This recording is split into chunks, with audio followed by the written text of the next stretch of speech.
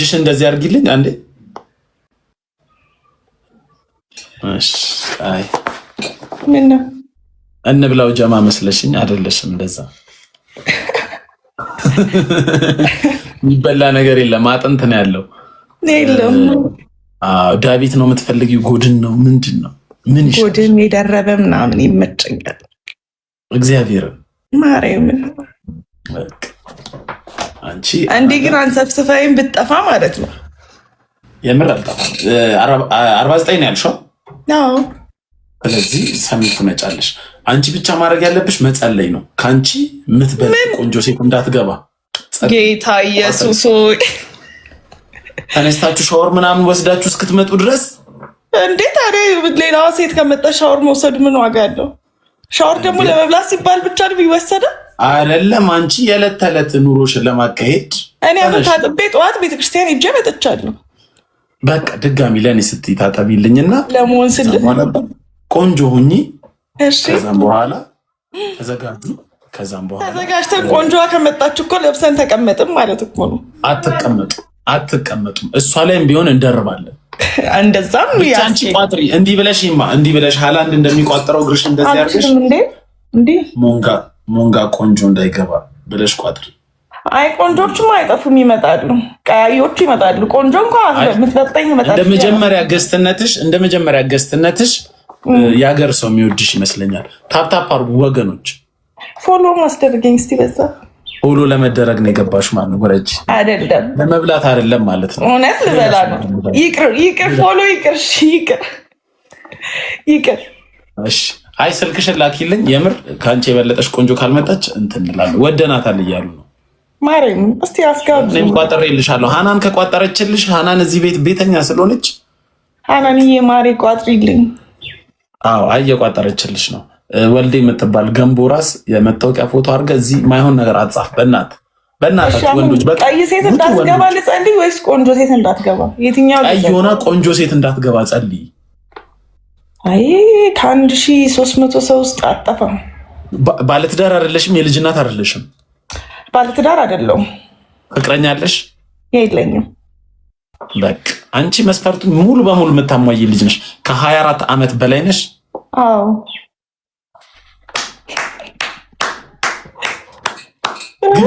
ግባ እናውጣው። ስለዚህ አይ ገባለሁ በኋላ ከበላም በኋላ ከዛ ነው አውጣዋለሁ። አይ ቀንዶ ሲቀርና ተጋብዘኝ በቃ የምር ተዘጋጂ። እንዲሁም ሀያት መጥቼ ነው ፒክ ማድረግሽ። እሺ እስከ ሀያት ትጠቂያለሽ። ችግር የለውም። ብቻ አሁን ያለን ሰዓት ለምሳ ስንት ሰዓት ነው? 1 ሰዓት ከሩብ ደቂቃ ነው ያለን። በዛ መሀል ከአንቺ በላይ ቆንጆ ሴት እሺ ጋይስ ቦታ አድርጉላት፣ ችግር የለውም። ከአንቺ በላይም ቆንጆ ከገባሽ ማለት ብትገባም በቃ ደረበኝ ጋይስ።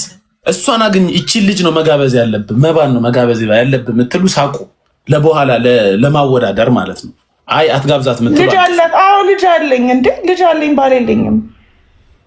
ልጅ አለሽ እንዴ? አዎ አለኝ። ቅድም ልጅ አላት ሴት አትጋብዝ።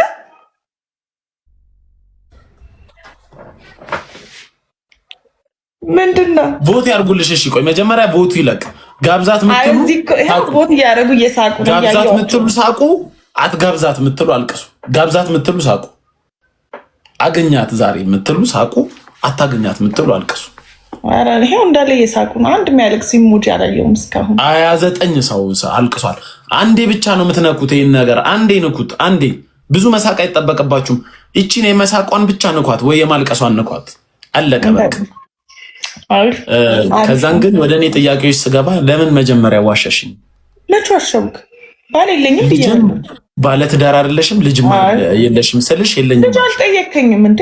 ስለ ልጅ አልጠየቅም። ባለትዳር ነሽ ፍቅረኛ ያለሽ ነው ያልከኝ። የስንት ዓመት ልጅ ነው ያለሽ? 2 ዓመት።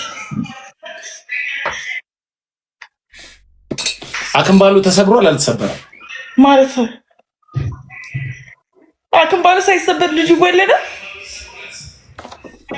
ወይስ አክምባሉ መሰበር ማለት አታውቂውም ማለት ነው? ከወለድሽ በኋላ ይመለሳል እኮ። አልሞከርኩትም፣ ስሞክረው ነው። እሱ ነው ሰበራ። እሺ አይ ቁመት ትበልጣለሽ። ረጅም ነሽ? 1.76 ነው። በጌታ በኢየሱስ ስም ምን ነው ከዚህ ጀርባ ደግሞ እያየች ነው። አንቺ ምንድን ነው የምታስጮይብን? ወይ ልቤ ሜትር ከ76 ምን ይሰራልሻል እንዴ? ቢያንስ ደግሞ ሌላው ባይሰጠኝ ቁመት እንኳን ይሰጠኝ። ሁሉም ተጠራርጎ አይወሰድ።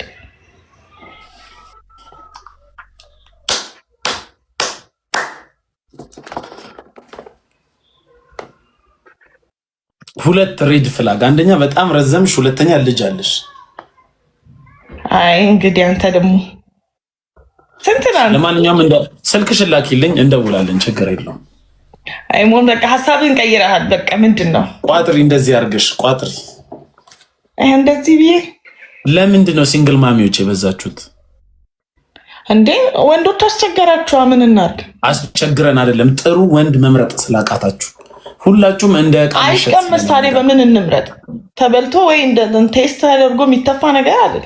ቴስት ተደርጎ የሰው ልጅ ቴስት ይደረጋል። ምንድን ነው የሚደረገው? አብሯችሁ ሶልሜት የሚባል አለ። ከልባችሁ እንዲጥምር ያለውን ሰው ማግባት ነው እንጂ ለሆይታ ከሰው ጋር ለመቀዳደም እከሌ ብር አለው፣ እከሌ መልክ አለው፣ እከሌ እንዲህ አለው፣ እከሌ ምናምን ሲባል እሱን ሰምታችሁ ማግባት አቁሙ። እንደዛ ብለን እንደ ሪዘርቭ እንይዝሻለን። የኔና ወይኔ መሆን በቃ እንደው እንዲማ አትበለኝ። እሺ ደውልልሻለሁ፣ ስልክሽን አስቀምጪ። እሺ እሺ፣ አፈር ልብላልሽ የኔ ቆንጆ።